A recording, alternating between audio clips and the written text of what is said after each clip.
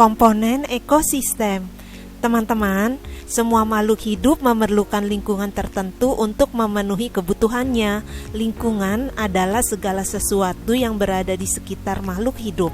Sebuah lingkungan terdiri atas bagian yang hidup atau biotik dan bagian tak hidup atau abiotik.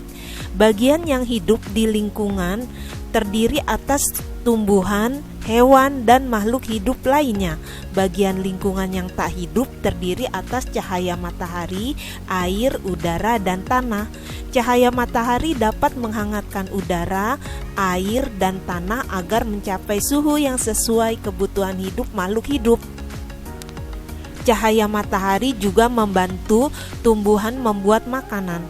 Air dan tanah merupakan bagian penting dari sebuah lingkungan. Air yang turun dalam bentuk hujan meresap ke dalam tanah. Air di dalam tanah ini akan dimanfaatkan oleh tumbuhan yang hidup di atasnya dan makhluk hidup kecil lainnya yang hidup di dalam tanah.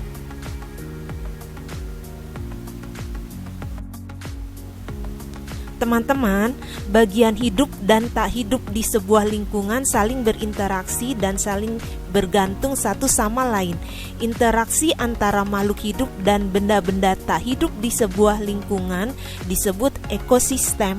Ekosistem tersusun atas individu, populasi, dan komunitas. Individu adalah makhluk hidup tunggal, misalnya seekor kambing, seekor burung, dan sebuah pohon cemara. Tempat individu tinggal disebut habitat. Populasi adalah kumpulan individu sejenis yang menempati suatu daerah tertentu. Contoh, di sebuah kolam terdapat populasi ikan, populasi tumbuhan teratai, dan populasi lumut.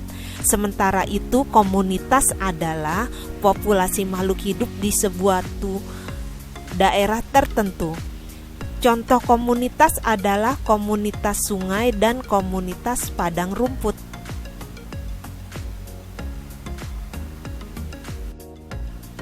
Teman-teman, demikian pembelajaran komponen ekosistem. Semoga bermanfaat teman-teman. Silakan like, subscribe, komen, share teman-teman.